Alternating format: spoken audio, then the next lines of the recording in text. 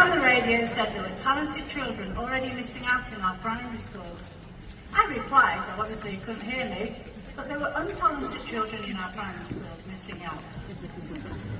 Yes, the arts are in crisis in our education system, but not all of it. As the adjudicator said last month at the regional festival for music for youth, well, Lady Muriel School, not her real name, must be doing something right. Yes, it was. They were spending shed loads of money on music. Private school, I have a list of just some of the things that are wrong. The arts in general don't survive compulsorily past Key Stage 3. And it's not that students aren't choosing them, they are being deliberately steered away from them. At one school in a city near here, they call them the Purple Group. They turned up last week to Year 9 Parents' Evening with faces like death because they were top of the year academically. And they knew that meant they had to give up subjects which they'd been loving for 3 years and which had made them feel complete. Storage. What an issue storage is. Primary schools rarely have dedicated music rooms and never have adequate storage. High schools, especially PFI new builds, have inadequate music suites.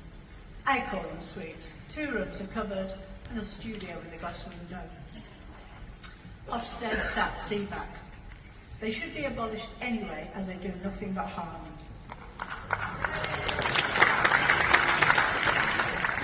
Amongst their many crimes, they don't measure the arts, therefore they lower the importance in the public eyes. And that brings us on to status. If, according to the same radio presenter, and this is only 3 weeks ago, 54% of parents always want to know about the arts in their children's prospective school, that means that nearly half of all parents don't ask about the arts. And there was no golden age when they did, not in my 40 years teaching music. Music the lesson is too often seen as music the leisure activity. This leads kids on thinking the arts are pointless and then Year 9 can be a tricky year. They see that nobody measures them, nobody cares what they do, their motivation collapses and their behaviour deteriorates. Music, the arts, not just music, provision for the arts is hit and miss.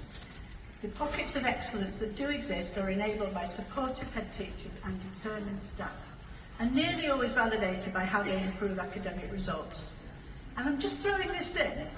2 of the academies I've been working in recently, I'm a peripatetic teacher, so teach everywhere, or everywhere that'll have me anyway. They do have thriving music departments, and one of them has the best art department in the world, in my opinion. So why do we study anything?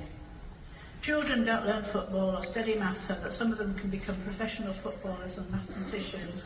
And children don't study music so that some talented individuals can go on to become musicians.